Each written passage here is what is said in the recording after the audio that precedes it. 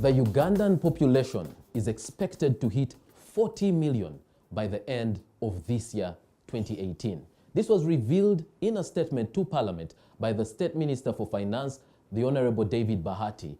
And this population can be a disaster or a blessing. 78% of Ugandans currently are below the age of 30. This basically means that Uganda has more dependents than it has people creating money. Is there a way in which that population can be turned around in order to drive the economic, social development of the country? This is Face the Citizens, and I'm your host, Iguma Gabriel. Welcome to the discussion.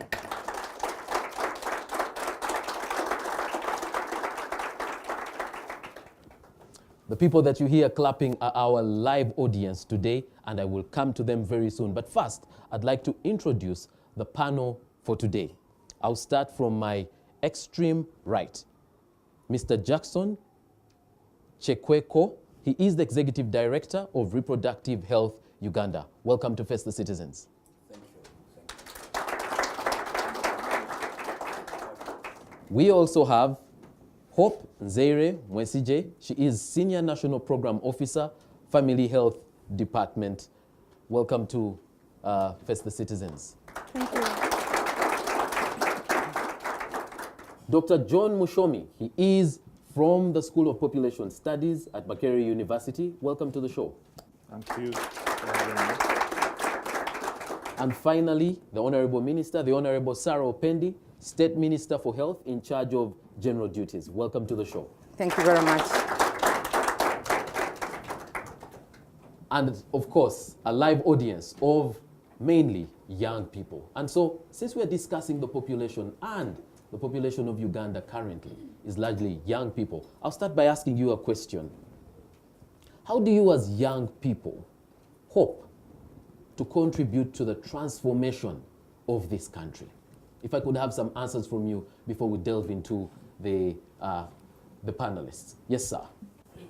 Thank you, the moderator. Please start with your name. My name is Kampa Tanbul, Youth Advocacy Foundation, Uganda. As young people of Uganda, what we need to do is, first we need to build a consensus of working together, collectively working together. Because a number of times we have very wonderful ideas that will develop this country, but we are scattered. These ideas end up being scattered in the wilderness. So for us as young people, what we are doing already is we are building stronger movements in our communities so that we identify the issues that affect our country, so that we are able to determine and influence the direction of the next Uganda in the next 15 years, the next 20 years. All right. Collectively is the way to go as young people of Uganda. All right, thank you very much. There's a gentleman behind you.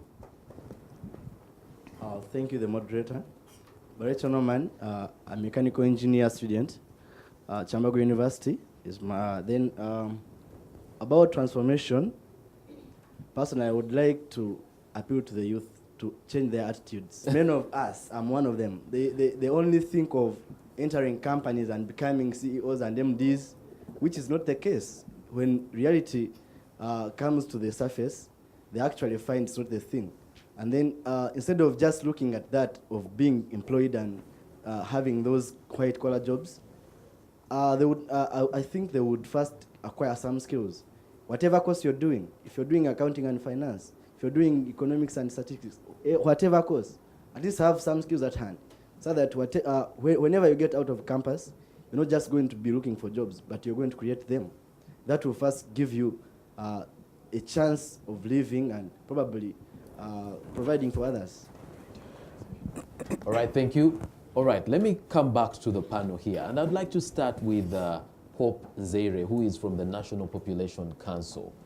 If you could just give us a quick summary of what Uganda's population looks like, what the distribution is. Thank you, Mr. Moderator.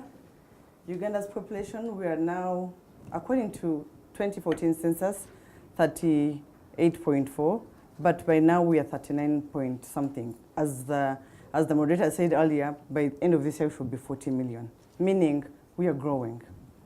and half of the population is below the age of 15 years. That's 47.9. And 78% is below 30 years. 30 years, those are young people, meaning we have more young people than the adults. What does that mean for our country? It means we have more dependents. We all know that below 15, those are dependents. Those are people in school. So it means our population has more dependents than those in the working age group. And what does a country like Uganda need? We need more people in the working age group than young people. So in summary, that's how our population is. That's how our demographic shape looks like. Our pyramid is very heavy at the bottom with young people with more dependents. And for a country to transform and be economically dependent, we need more people in the working age group. Well, considering those numbers, Honorable Sarah Opendi, what is the plan? Because with that huge number of young people, if it is left the way it is, we might have a disaster on our hands not very far from today. Yeah, of course, you're very right. We shall certainly have a disaster if we do not deal with this challenge. I call it a challenge because, as you know, you can't have few people working and the majority are depending on those few. So we need to find means and ways of ensuring that we plan for this population.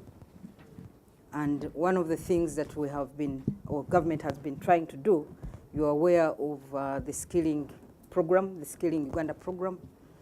But of course, all this is in paper. We have not yet moved the way we should be moving. Because one of the plans that government had come up with was to ensure that in every constituency there is a technical school, because vocational training really is the way to go.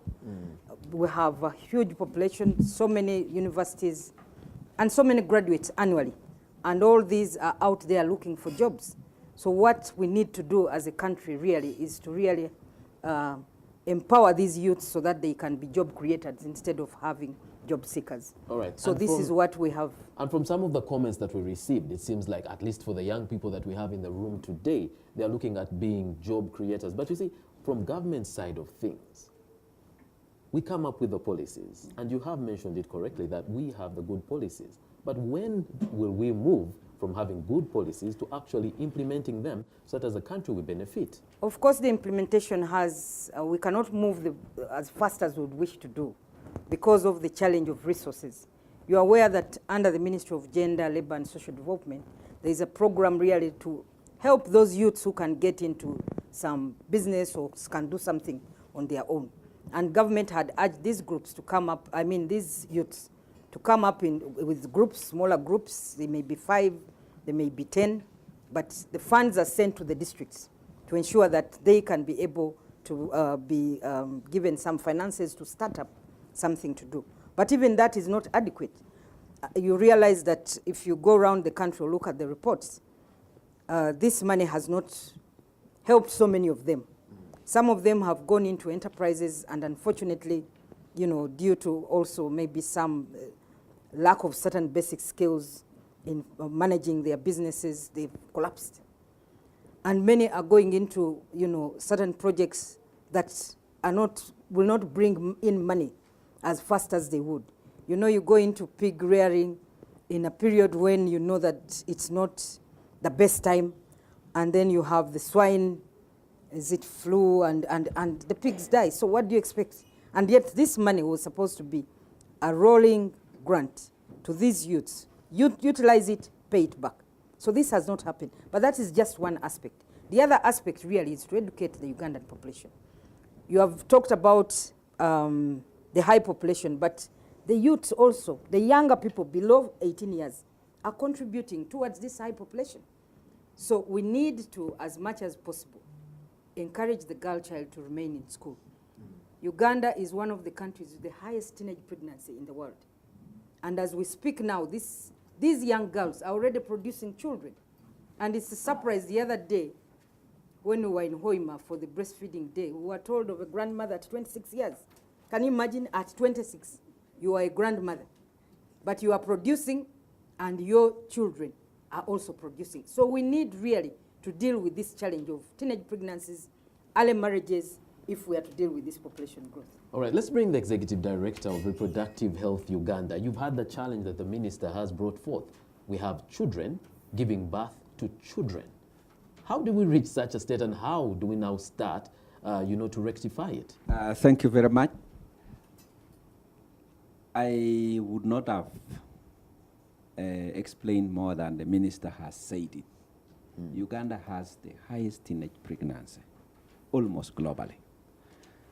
With out of 4, 1 below the age of 19 is either pregnant or having a child. So a child is carrying a child. There are, of course, several innovative ways of reaching out to the young people. And the young people, in their own way, are beginning to appreciate that they need to protect themselves. But we are suffering of 2 things. One is that, and I want to appeal to the young people in front of us today. And those that are watching us by television. Exactly. Until we liberate ourselves from tradition, this country cannot move. Until the young people own their destiny. Until they stand to challenge the status quo. Issue number 2. I'm happy the minister is here. Hon.Sarah, we want to appreciate you in front of Ugandans. You've gone beyond odds to say the facts on the ground. But we lack leadership. We need a direction from the highest level to say, this is the truth.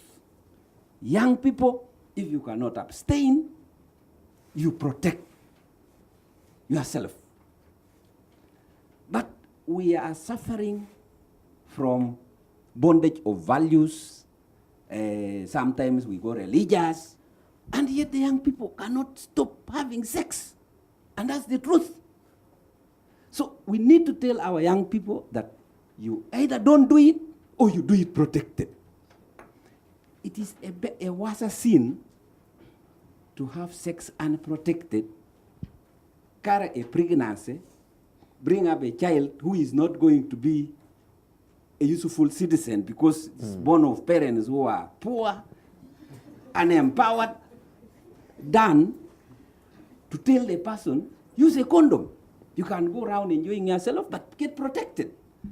Now, the other aspect where leadership needs is, I want to say this in front of the minister. We need to re-engineer our service delivery. Our facilities should be transformed to be facilities of young people. Which facilities are you referring to? We are talking about health centers. We are struggling to create safe spaces for young people in the health facilities. The policy now is that every health center should have a youth-friendly corner. Why a corner? Let the whole hospital be for young people. Okay, well, we will come back to you, but Dr. Mushomi, certain times when people think about population, they think, well, it's something that works itself out. Why should we even care what the population is? Well, thank you, Gabi, for that. We've also faced it as we teach students. And one of the first questions I pose, that if Kenya, I use a case of war, if Kenya had 70 million people and Uganda had 130 million people, and we went to war, who would win? Or which country has a better population? Of course, the responses could be a bit quiet, but quick students would actually come out and say, oh, of course, Uganda, we are much better, and so Kenya is much better because it has more population. And if we went to war, for example, we would win. They would win because they have larger numbers. Then I say, I get longer and say, how about if of the 70 million people, 60 of them are actually children, 0 to 5 years, and the 100 million people, 60 are a bit 3/4 of them are 0 to 5, and the 70 million people, about 60 million of them are actually in the working age.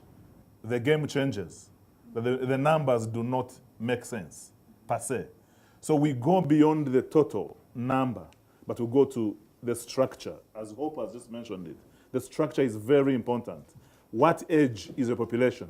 What are the proponents of the age, the characteristics, the attitudes, the structure, and what are they likely to be for the country in the future? All right. And there's something called the demographic dividend, which basically is benefiting from your huge population, ensuring that you have more people working, more people making money than those that are depending on the little resources that are there. What can Uganda do in order to benefit from a demographic dividend?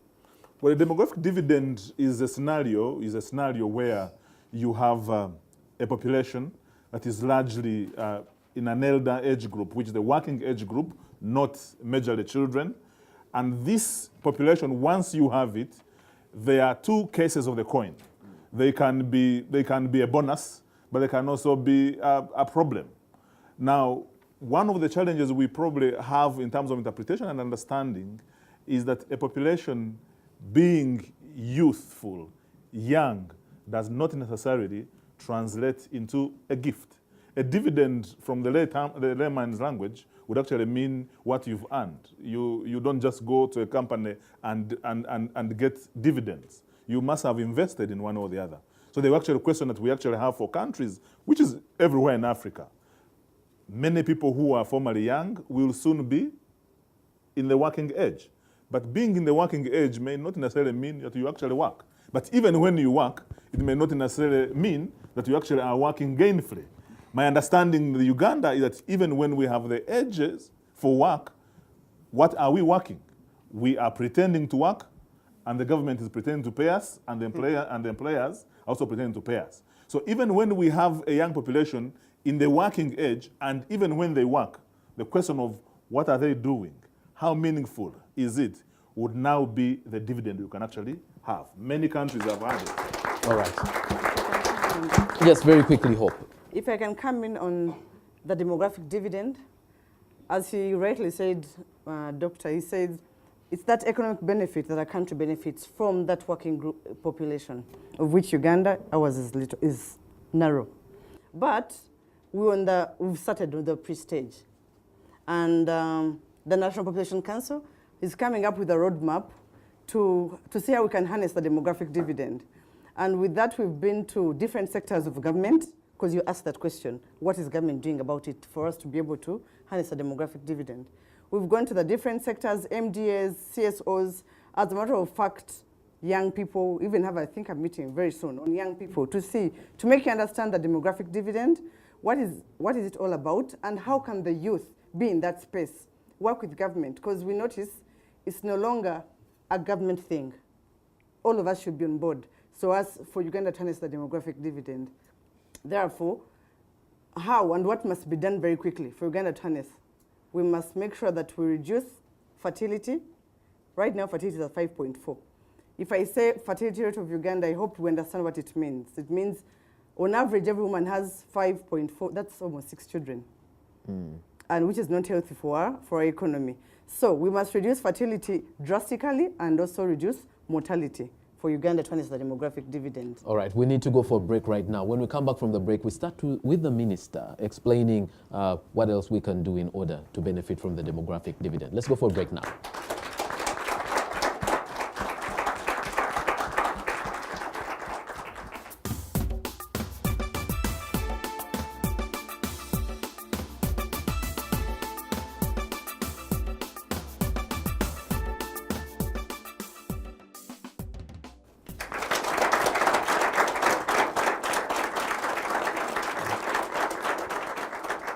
Welcome back from the break. Thank you for keeping it here on Face the Citizens. I'm your host, Iguma Gabriel, and today we're talking about the population of Uganda. Did you know that it's estimated that our population will hit 40 million by the end of this year, 2018? Well, we're discussing how we can benefit from those huge numbers. Before we went for the break, we're talking about the demographic dividend, which really is an economic benefit from a population. What is government doing to ensure that we actually get an economic benefit from the people? Not just the young people, but from the people, because like you heard from Dr. Mushomi, that a huge population can end up being a big problem instead. Yeah, of course, certainly there are various programs that the government has put in place. When you look at the ICT ministry, the Ministry of Science and Technology, this is really all aimed at encouraging the young people, those who can innovate, to actually innovate, and there are funds that the government has put aside to actually support these people.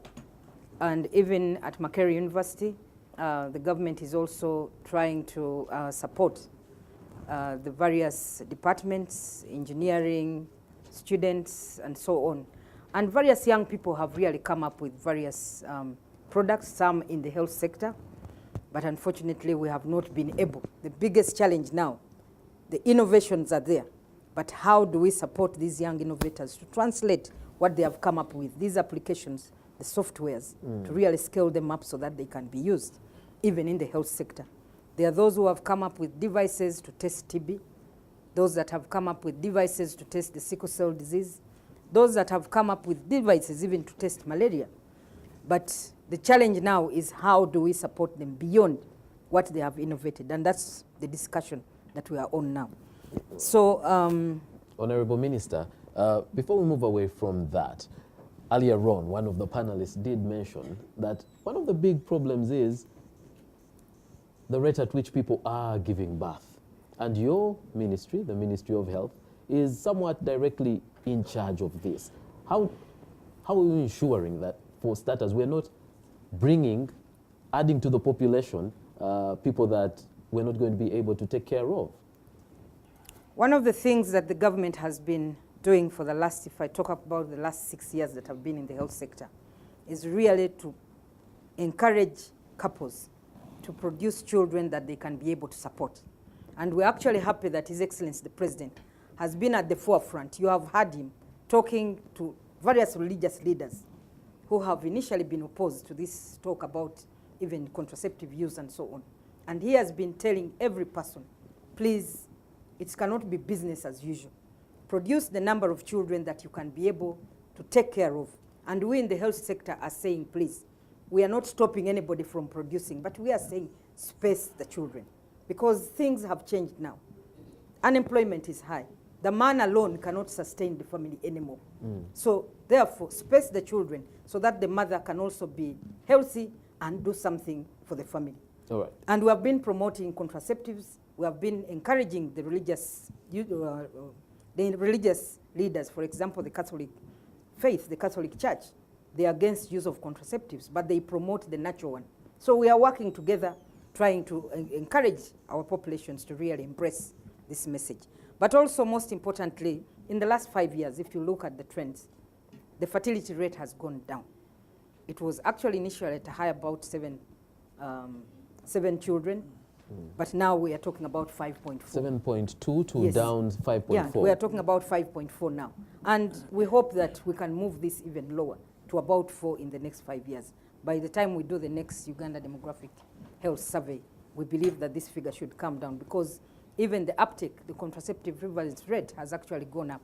From initially 28%, now we are talking of 39%. So we hope that by the time we get to the next 5 years, maybe 2021, we should see maybe CPR, the uptake of contraceptives, moving up to about 50%. All right. And various methods are really available, and these services are free of charge at all the health facilities. So what government has done initially would have contraceptives at the facilities, hospitals, health centers, but you find that there was no staff, because this is not a sickness.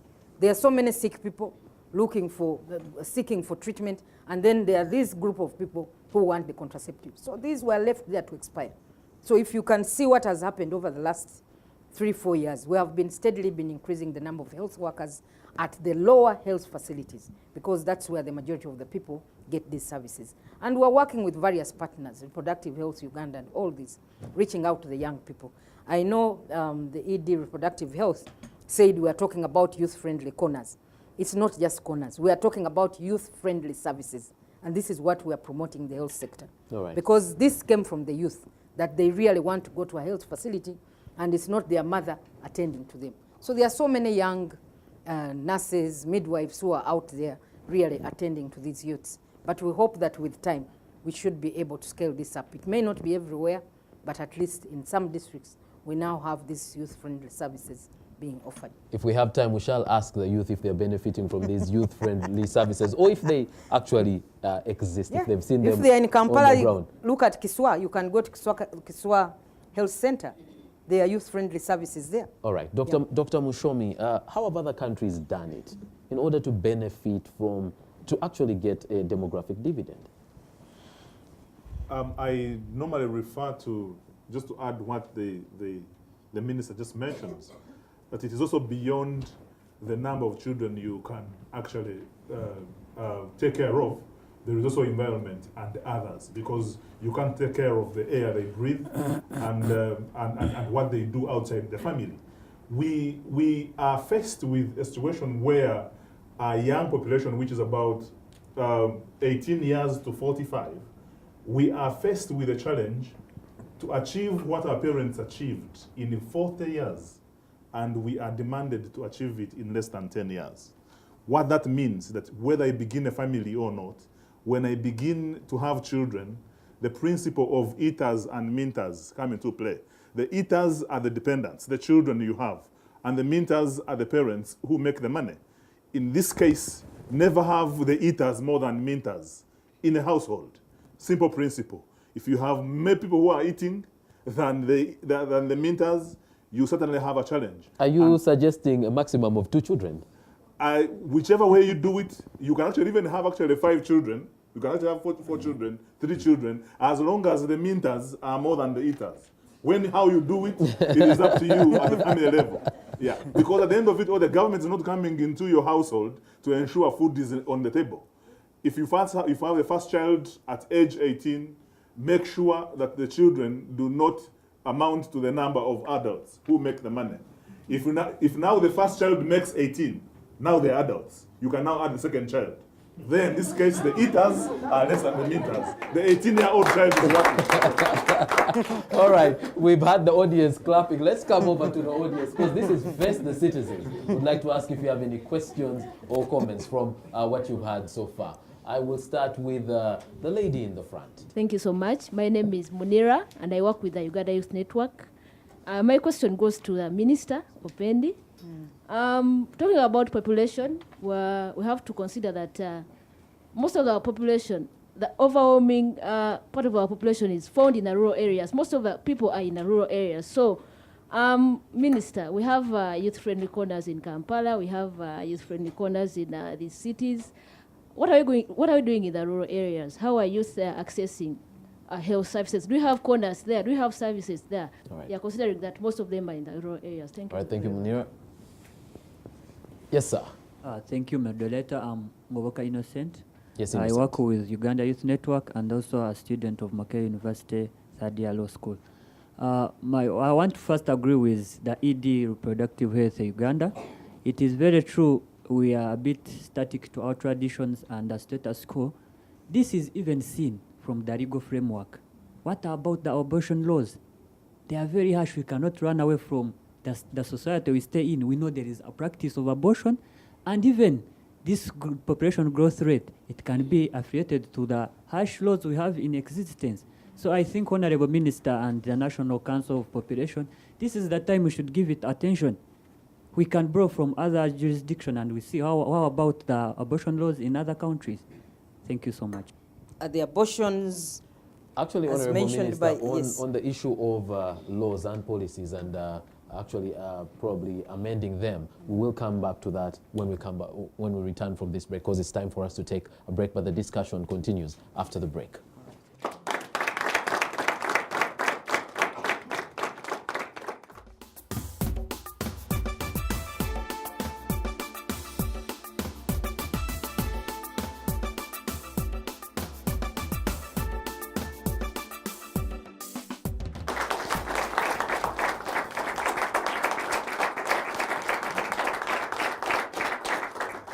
Welcome back from the break. Thank you for keeping it here on Face the Citizens. I'm your host, Tiguma Gabriel. Today we're talking issues population. Honorable Minister, before we went for the break, you were tackling a question in relation to the laws. And the person who asked the question particularly talked about reforming the law on abortion. Yeah, of course, currently Uganda does not permit abortion except if it is to save the life of the mother. And that is the law as it is. But there have been various, various calls for us to really revisit that law. Because currently as a country, we have close to about 800 abortions daily in this country. And majority of these abortions are by the young people. And these you're talking about illegal abortions, yes, right? These are illegal abortions. We are calling them unsafe abortions because they use all kinds of crude methods to actually abort. And of course, when you hear about abortions, these are unwanted pregnancies. And this is why we have been telling the young people. We know that young people are sexually active. And rather than get into this and you end up aborting, the contraceptives are there free of charge. Yeah, but in order to avoid that, when you give contraception as an option, are you considering contraception for the teenagers, for example? Of course, what we are saying, this is the fix. These girls and boys are already sexually active. We are telling them abstain, but they are not abstaining. So this is why we are saying, rather than get into aborting, please, the youth-friendly corners are there. Okay. If I can use the word. But the youth-friendly services are there. It's not yet a policy, but please, go to these facilities, seek advice from the health professionals. All right. So I want to end with the other lady from question from Monira on health and education. Allow me to state these services are available. You are aware that currently, as we speak, close to 80% of our sub-counties have the health centers raised. And the health workers are there. The services are available. We are now dealing with the other percentage that do not have. And these are about 225. And this year alone, we are going to construct about 110 health facilities in sub-counties that do not have, where these services will be available. Madam Zaire, as the National Population Council, you have an aim under the National Population Policy to ensure that Uganda harnesses the demographic dividend by the end of this year. What has been put in place in order to ensure that that happens? I think soon it will be tabled to cabinet, so when it comes there, please support it. But we've gone past most of the stages, and this policy is population influencing policy. But among them, one of the strategies is to harness the demographic dividend, because harnessing the demographic dividend, even under NDP2, even under the Vision 2040, is highlighted as one of the strategies for human capital development. And the National Population Council has come up with, should we call them quick wins, the low-hanging fruits? What can government do for Uganda to harness the demographic dividend quickly? And one of them is we must reduce infant and child mortality. We must make sure we reduce the fertility rate. And the other one is we must invest heavily in education for both boys and girls, but most especially for the girl child. And then we must also ensure that there is family planning services available. The method mix. How will we reduce fertility? We can only reduce fertility if we are giving family planning services and information. I was listening into the Honorable when she was trying to explain to you the abortion and what's happening. The law doesn't allow abortion, but what can we do as both government and CSOs and NGOs that are in this field? Let's make sure that these young people have enough information, age-appropriate information. I don't even see why the different pockets are fighting the comprehensive sexuality education, because it says age-appropriate. When you're in P6, P7, you're given some information on sexuality, knowing your body. When you go to S2, the tempo changes until you get to a point of when you can use a contraceptive. So when you have the proper information, then we shall see these abortions reduced, because I know what to do. I know how to protect myself. But in case something fails, then you can go to the youth-friendly services for services to help you. All right. But one last thing. With the demographic dividend, it's not going to be operationalized by the National Population Council only. this is a multi-sectoral approach. All sectors have to come on board. That's why we are including Ministry of Education, Health, Gender, the economy, the CSOs who are providing services, who are in these spaces, because it's a multi-sectoral approach. We're even going as low as the district levels to talk to the leaders, to understand it, and how can they create or integrate it in their different programs. And even we are coming out with a compliance tool so that every sector has something to show that they're integrating the dividend in their plans, because it's a multi-sectoral approach. We're going to come back to the panel to get a way forward from each of the panelists. But Mr. Rendere, if someone could get a microphone to him, I know that you work with young people, and I'd like you first to assess government's response, whether it will work, and what suggestions you have, especially as people that bring young people together to ensure that we benefit from the demographic dividend.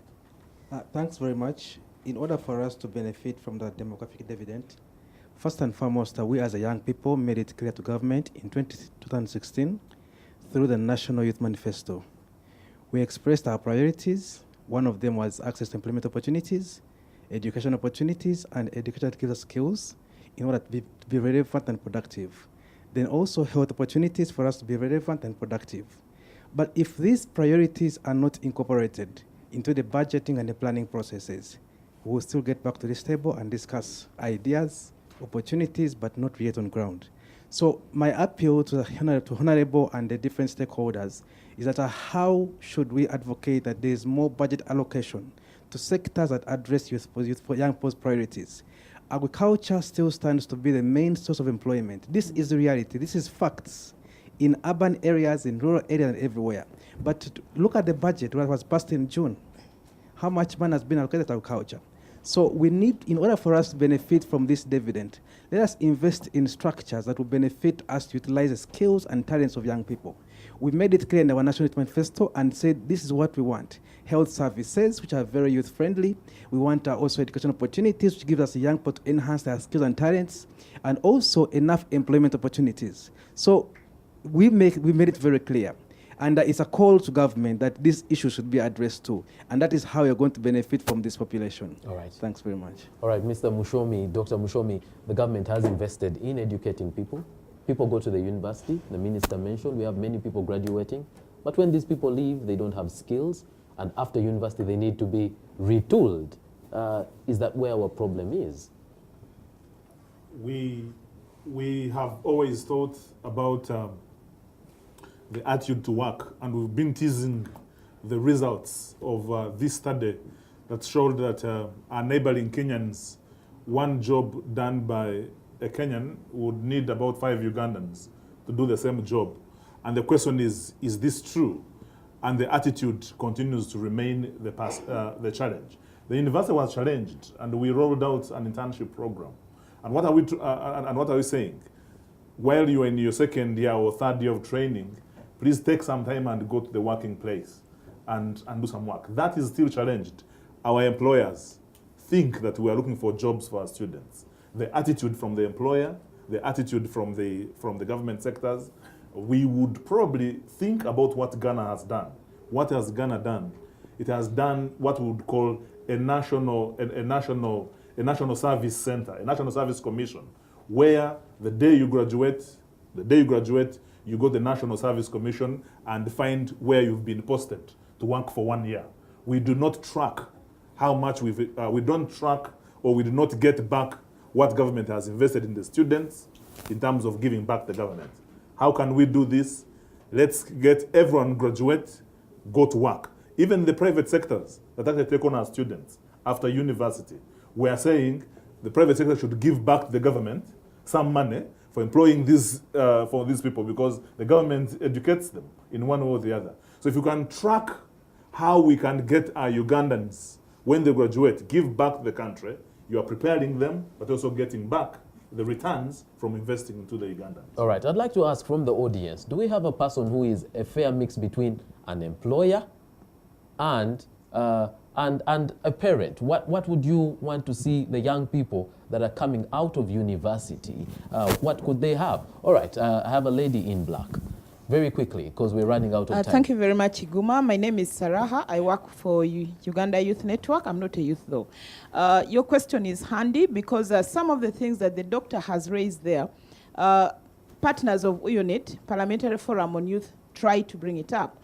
It is something that needs prioritization from all wings of government. One is that what type of education are our people getting? There's a big mismatch between the kind of graduates that we have to those that are required in the labor market. Even when you may have certain jobs available, these youth do not have those skills. Not all of them do.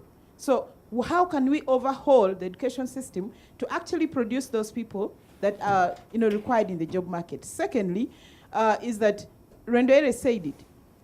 The youth have highlighted their priorities. These are, and the manifesto is referring to, was developed in a very consultative way. All the youth of all sectors of work, in the informal, in the formal sector, educated, uneducated, in the rural, in urban, they actually pointed to some of those things. The challenge is when civil society points these issues, it appears like we are, activists. Government looks at it from that point of view. But if we were able to have the issues coming from civil society incorporated in the planning and implementation, system of government, you're going to see a lot more difference. So there should be a deliberate effort to incorporate our, budget to be reflective of our population characteristics. All right, thank you very much. Let me come back to the panel, the two people that haven't given their way forward. Mr. Chekekwa, I'll begin with you. We are making progress, but we also need to challenge our population that they should take advantage of the existing services. Take, for example, the young people. The young people should go to the health facilities in big numbers, and changes will start from there. When you ask for them, if the commodities get finished, the health management system will adjust itself. Secondly, there should be goodwill. And I'm happy the minister said the president has started to talk for family planning. We ask our president to continue talking about family planning. This country needs to manage its fertility. This country needs to reduce the dependency ratio. Talk about the educated youth. Some of them are very innovative, like the minister mentioned. We need things like interest rate to come down. If need arises, we need even 2 interest rates for the young people and for the affluent people.